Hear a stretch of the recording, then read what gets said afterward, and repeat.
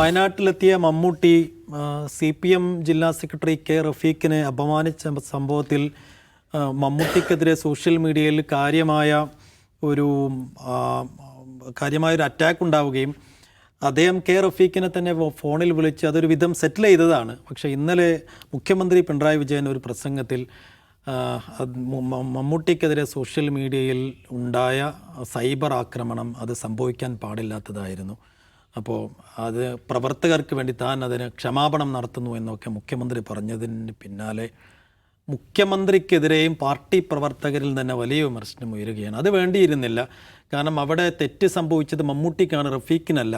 അവിടെ മുഖ്യമന്ത്രി ക്ഷമാപണം നടത്താൻ പോവേണ്ടതില്ലായിരുന്നു എന്ന ഒരു ആംഗിളിലുള്ള സംസാരമാണ് പ്രവർത്തകരടക്കം CPMൻ്റെ സൈബർ സഖാക്കളടക്കം നടത്തുന്നത്. അപ്പോൾ തീർന്നു എന്ന് വച്ചിരുന്ന ഈ വിഷയം വീണ്ടും മുഖ്യമന്ത്രി വേറൊരു തലത്തിലേക്ക് കൊണ്ടുപോയോ എന്നതും കൂടി അവസാനമായി സംസാരിക്കുകയാണ്. എന്താണ് ചേട്ടാ അതിനകത്ത് പറയാനുള്ളത്? ഈ സഹാക്കന്മാരുടെ കാര്യത്തിൽ വലിയ കഷ്ടമാണ്. കാരണം ഈ കഥ സ്ക്രിപ്റ്റ് എന്താണെന്ന് പൂർണ്ണമായിട്ട് മനസ്സിലായിട്ടില്ല എന്നാണ് തോന്നുന്നത്. ഈ ഹരിഹർ നഗർ സിനിമ സീരീസിൽ ഒരു സീനുണ്ട്. അതങ്ങ് അപ്പോൾ കൂടെ അതങ്ങ് കൊടുത്തേരെ എന്ത് അപ്പോൾ കണ്ണടച്ച് കാണിക്കും ജഗദീഷ്, കണ്ണടച്ച് കാണിക്കുന്ന ആക്ടിങ് എന്ന് പറയുന്നൊരു സീനുണ്ട്. ഈ ജഗദീഷിന് ഒന്നും മനസ്സിലായില്ല എന്ന് പറയുന്ന പോലെയാണ്. ഇത് ഒരു വലിയ PR ഓപ്പറേഷനായിരുന്നു. ഈ PR ഓപ്പറേഷൻ പറഞ്ഞാൽ മമ്മൂട്ടി അവിടെ പോവുക, അവിടെ പോയിട്ട് ഇതൊരു കേരളത്തിലെ ജനങ്ങളുടെ, സർക്കാരിനെന്ന് പോലും പറയില്ല, ഇത് കേരളത്തിലെ ജനങ്ങൾക്കുള്ളൊരു വലിയ മാതൃകയാണ്, വളരെ നല്ല സംഭവമാണെന്ന് പറയുക, അത് കൃത്യമായി പാർട്ടിക്ക് വേണ്ട മാധ്യമങ്ങളിലേക്ക് എത്തിക്കുക, അതിൻ്റെ റീലുകൾ വരിക, കുറച്ചുകൂടി പദ്ധതി വലുതാവുക, ഇതാണ് അതിൻ്റെ ഭാഗമായി നിന്നത്. ഇത് മമ്മൂട്ടിക്ക് അറിയാമെന്ന് ഞാൻ വിചാരിക്കുന്നത്. സർക്കാരിനറിയാം, സർക്കാരാണ് മമ്മൂട്ടി ഇതിലേക്ക് സെറ്റ് ചെയ്ത് വിട്ടത്. ഇതിൻ്റെ വേറൊരു റോൾ അഭിനയിച്ച ആളാണ് അവിടുത്തെ ജില്ലാ സെക്രട്ടറി. ജില്ലാ സെക്രട്ടറിയാണ് ഇത് ഫെസിലിറ്റേറ്റ് ചെയ്യുന്നയാൾ. പക്ഷേ ഇടയ്ക്ക് വെച്ച് ജില്ലാ സെക്രട്ടറിയുടെ ആക്ടിങ് കുറച്ച് ഓവറായപ്പോൾ മമ്മൂട്ടി ഒരു അപ്പോൾ കൂടെ അത്രയും ആക്ടിങ് വേണ്ട എന്ന് പറഞ്ഞ് മമ്മൂട്ടി ഒന്ന് ഗുണദോഷിച്ചാണ്. അത് പരസ്യമായി ആരും കേൾക്കാൻ വേണ്ടി പറഞ്ഞില്ല. അവർ തമ്മിലുള്ളൊരു ഇൻറ്റേർണൽസാണ്. നിങ്ങളിങ്ങനെ കൂടി നിൽക്കില്ല എന്നാണ് പറഞ്ഞത്. കൊണ്ടുവന്നത് ആരാണെന്നും എന്താണ് തൻ്റെ റോളെന്നും മമ്മൂട്ടിക്ക് കൃത്യമായി അറിയാവുന്നത് തന്നെയാണ്. അത് കുറച്ച് ഓവറായപ്പോൾ മമ്മൂട്ടി ഒന്ന് കൺട്രോൾ ചെയ്തു. ഇത് മനസ്സിലാകാതെ അങ്ങനെ ചെയ്ത് ശരിയായോ ഇങ്ങനെ ചെയ്ത് ശരിയായെന്ന് പറഞ്ഞാൽ പതിവ് പോലെ CPMൻ്റെ സൈബർ സംഘങ്ങൾക്ക് ഇതിനകത്ത് വളരെ ആത്മാർത്ഥമായി ഇത്തരം കാര്യങ്ങൾ ഇടപെടുന്ന ആളുകളാണല്ലോ. അപ്പോൾ അങ്ങ് സങ്കടവും ദേഷ്യമൊക്കെ അങ്ങ് അണ പൊട്ടുകയാണ്. അത് കേട്ടപ്പോൾ റഫീഖിനും തോന്നിയ ഒരു പോസ്റ്റ് ഉണ്ടാവും. അങ്ങനെ ഇത് മൊത്തത്തിൽ അങ്ങ് കുളമായി. ഈ വളരെ പ്ലാൻ ചെയ്ത് ഇരുചവി അറിയാതെ എന്ന രീതിയിൽ തോന്നുന്ന ഡ്രാമ അങ്ങ് പൊളിഞ്ഞു പോവുകയാണ്. ഇതാണ് സംഭവിച്ചത്. ഇത്രയേ ഉള്ളൂ. ഈ സ്ക്രിപ്റ്റിനകത്ത് പറ്റിപ്പോയതാണ്. അപ്പോൾ മമ്മൂട്ടി മോശക്കാരനെ, മമ്മൂട്ടി നാട്ടുകാരെ മുഴുവൻ തെറി വിളിക്കുകയാണ്. അപ്പോൾ സ്വാഭാവികമായും മമ്മൂട്ടിയെ ഇങ്ങോട്ട് വിട്ട ആൾക്ക് മമ്മൂട്ടിക്ക് വേണ്ടി പരസ്യമായി പറയാതിരിക്കാൻ പറ്റുമോ? അതുമാത്രമേ പിണറായി വിജയൻ ചെയ്തുള്ളൂ. ഒരു നല്ല ഡയറക്ടർ അങ്ങനല്ലേ ചെയ്യേണ്ടത്? അദ്ദേഹത്തിൻ്റെ ആക്ടർ നിങ്ങളെല്ലാവരും കൂടെ നല്ലപോലെ അഭിനയിച്ചതിന് അയാളെ നിങ്ങൾ തെറി വിളിക്കുകയാണ്. അപ്പോൾ സ്വാഭാവികമായും സംവിധായകൻ ഇറങ്ങിയിട്ട് പറഞ്ഞു, മേല എൻ്റെ നടനെക്കുറിച്ച് അനാവശ്യം പറയരുത്, അദ്ദേഹം നല്ല മനുഷ്യനാണ്, നല്ല നടനാണ്, അദ്ദേഹം കാര്യമായ കാര്യങ്ങൾ ചെയ്തു. ഇത് മനസ്സിലായാൽ ഈ ഫേസ്ബുക്കിലൊക്കെ കിടന്ന് കരയുന്ന ആളുകൾക്ക് ഇത് മനസ്സിലായാൽ ഈ വിഷമം തീരും. നിങ്ങളെല്ലാവരും ഒരേ നാടകത്തിൻ്റെ സ്ക്രിപ്റ്റ് അഭിനയിക്കുന്നവരാണ്, അത് മനസ്സിലാക്കൂ. എന്നിട്ട് ദയവ് ചെയ്ത് മുഖ്യമന്ത്രിയെ വെറുതെ വിടൂ, മമ്മൂട്ടിയെ വെറുതെ വിടൂ. ആ ഒറിജിനൽ റീലുകൾ ഓടട്ടെ. മമ്മൂട്ടി അവിടെ പോയതും മമ്മൂട്ടി കണ്ടതും നല്ലതാണെന്ന് പറഞ്ഞു ആ റീലുകൾ ഓടട്ടെ. ഓരോ നിമിഷവും ഈ വിവാദം നിങ്ങൾ ചെയ്യുന്നതോറും നിങ്ങളുടെ ഒറിജിനൽ പ്ലാൻ പൊളിഞ്ഞുകൊണ്ടിരിക്കുകയാണ്. അതുകൊണ്ട് അത് ചെയ്യാൻ ദയവ് ചെയ്ത് മമ്മൂട്ടിയെയും സർക്കാരിനെയും മുഖ്യമന്ത്രിയെ അനുവദിക്കണം. കഥ അറിയാതെ ആട്ടം കണ്ട് പെട്ടുപോകരുത്. അത്രയേ ഉള്ളൂ പറയാൻ. ഇവിടെ ആർക്കാണ് പിഴച്ചത്? സൈബർ സഖാക്കൾക്കാണോ, മുഖ്യമന്ത്രിക്കാണോ, മമ്മൂട്ടിക്കാണോ? റഫീഖ് മൊത്തം ഡയറക്ഷനാണ്.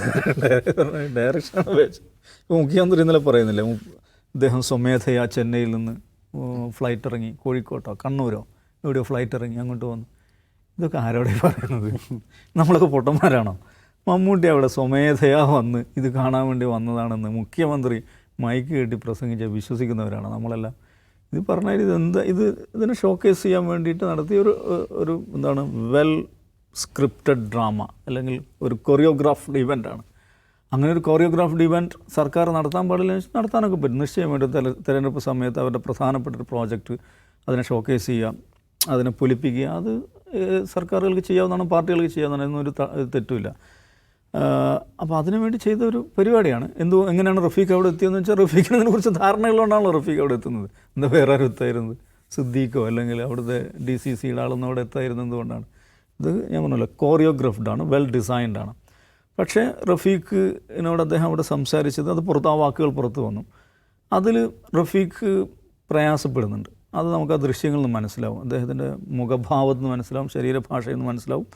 പക്ഷെ കമ്മിറ്റി എന്ത് പറഞ്ഞു, പ്രയാസമൊന്നും ഉണ്ടായില്ല എന്നുള്ളത് കുറിപ്പിടണം എന്ന് റഫീഖിനോട് പറഞ്ഞുകൊണ്ട് റഫീഖിന് അത് ചെയ്യാതെ പറ്റില്ല. കാരണം CPM എന്ന് പറഞ്ഞാൽ എന്താണ്, മനുഷ്യരെക്കാൾ കമ്മിറ്റികൾക്കാണ് പ്രാധാന്യമുള്ളത്. കമ്മിറ്റി അങ്ങനെ തീരുമാനിച്ചു കഴിഞ്ഞാൽ പിന്നെ എനിക്ക് വിഷമമുണ്ടായില്ല എന്ന് കമ്മിറ്റി തീരുമാനിച്ചാൽ എനിക്ക് വിഷമമുണ്ടായില്ല. ഞാൻ അവമാനിക്കപ്പെട്ടു, പക്ഷേ കമ്മിറ്റി എനിക്ക് എന്താ തോന്നുന്നത്, ഞാൻ അവമാനിക്കപ്പെട്ടിട്ടില്ല എന്നാണ്.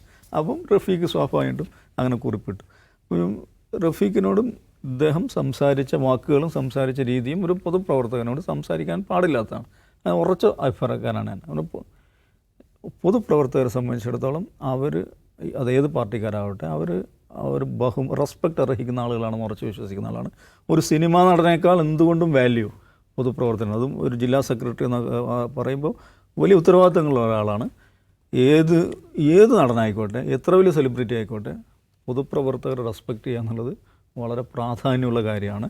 ഇവരെക്കാളൊക്കെ ഉയരത്തിൽ നിൽക്കുന്ന, റെസ്പെക്റ്റ് അർഹിക്കുന്ന ആളുകളാണ് അവരെന്നാണ് എൻ്റെ ഉറച്ച വിശ്വാസം. അപ്പോൾ സ്വാഭാവികമായിട്ടും ഇതെല്ലാം ഒരു കൊറിയോഗ്രാഫ്ഡ് ആണെന്ന് അറിയാത്തത് കൊണ്ടും പിന്നെ റഫീഖ് അവമാനിക്കപ്പെട്ടു എന്നുള്ളത് കൊണ്ടും ഇടത് സർക്കിളിൽ നിന്ന് തന്നെ വലിയ ഇതുണ്ടായി, വിമർശനം ഉണ്ടായി. അത് വിമർശനമാണ്, അതിനെ സൈബർ അറ്റാക്ക് എന്ന് പറയാൻ പറ്റില്ല. അത് എന്താണ്, ഒരു പൊളിറ്റിക്കൽ ആനിമൽ ആയിട്ടുള്ള, രാഷ്ട്രീയമായി ഗൗരവത്തിൽ ഇടപെടുന്ന ആളുകൾ നടത്തുന്ന വിമർശനമാണത്. അല്ലാതെ മമ്മൂട്ടിയെ പുലഭ്യം പറയുകയോ ചീത്ത പറയുകയോ ആരും ചെയ്തതായിട്ട് ഞാൻ കണ്ടിട്ടില്ല.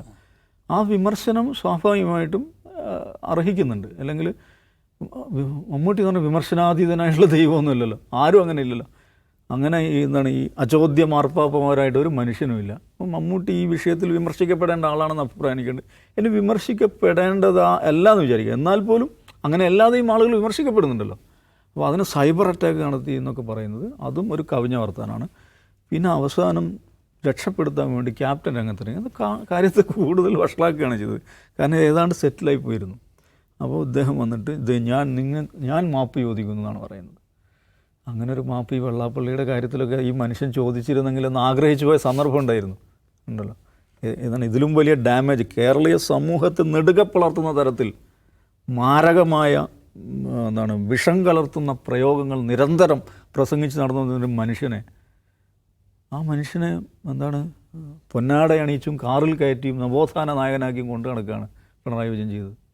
ഒരു ജനതയുടെ ചങ്കിൽ കുത്തുന്ന തരത്തിൽ വർത്തമാനം പറഞ്ഞ ആ മനുഷ്യനെ സംരക്ഷിച്ച് കൊണ്ടുപോയി തോളിലേറ്റ് നടന്നതിൻ്റെ പേരിൽ മാപ്പ് വേണ്ട എന്ന് പറയാൻ പിണറായി വിജയൻ സാധിച്ചിട്ടുണ്ട്. അപ്പോൾ ഇവിടെ ഒരു സജീവമായ ഗൗരവപ്പെട്ട രാഷ്ട്രീയ വിമർശനം ഉന്നയിച്ചതിൻ്റെ പേരിൽ പിണറായി വിജയൻ എന്തിനാണ് ഈ മാപ്പുമായിട്ട് വരുന്നത്? അത് വേറൊരു ഡ്രാമ ക്രിയേറ്റ് ചെയ്യുകയാണ്. വേറെ നിലക്കുള്ള ഒരു PR ആക്കി അതിനെ മാറ്റാൻ പറ്റുമെന്ന് നോക്കുകയാണ്. പക്ഷെ അതും പാളിപ്പോയി. അപ്പോൾ അതുകൊണ്ട് വയനാട്ടിൽ സർക്കാർ ഒരു കാര്യം ചെയ്തു, അത് നമ്മൾ മനസ്സിലാക്കണത് വയനാട് കേരളീയ സമൂഹം മൊത്തത്തിൽ ഇറങ്ങി നടത്തിയൊരു റെസ്ക്യൂ ഓപ്പറേഷനാണത്. ജനങ്ങൾ കൊടുത്ത കാശാണ്. അത് വളരെ പ്രധാനപ്പെട്ടാണ്. മലയാളികൾ ഒന്നടങ്കം വയനാട്ടിന് വേണ്ടി നിന്നിട്ടുണ്ട്. ഓക്കെ, അതിനെ ചാനലൈസ് ചെയ്യുന്നതിലും അതിനെ കോർഡിനേറ്റ് ചെയ്യുന്നതിലും സർക്കാരിന് നിശ്ചയമായിട്ട് സർക്കാർ പങ്കുവഹിച്ചിട്ടുണ്ട്. സർക്കാരിൻ്റെ ഉത്തരവാദിത്തമാണ്. അതൊക്കെയാണ് പിന്നെ അവർ ടൗൺഷിപ്പ് ഉണ്ടാക്കി വീടുകളുണ്ടാക്കുന്നു. അത് ജനങ്ങൾ കൊടുത്ത പണമാണെങ്കിലും സർക്കാരിന് അതൊരു PR മെറ്റീരിയലാക്കാൻ, അതിനെ ഷോക്കേസ് ചെയ്യാൻ, അതിനെ തിരഞ്ഞെടുപ്പിൽ അത് ഉപയോഗിക്കാനൊക്കെ സർക്കാരിന് അവകാശമുണ്ട്. പക്ഷെ അത് ഇങ്ങനത്തെ ഡ്രാമ കളിക്കുമ്പോൾ ഇതൊന്നും നാട്ടുകാർക്ക് മനസ്സിലാവില്ലെന്നും ഇതൊക്കെ ഇങ്ങനെ സ്വാഭാവികന സംഭവിക്കുന്ന കാര്യങ്ങളാണ് എന്ന് ജനങ്ങൾ ധരിക്കുമെന്നും ഒക്കെ വിചാരിക്കുന്നുണ്ടെങ്കിൽ അത് ജനങ്ങളെ അണ്ടർ എസ്റ്റിമേറ്റ് ചെയ്യലാണ്.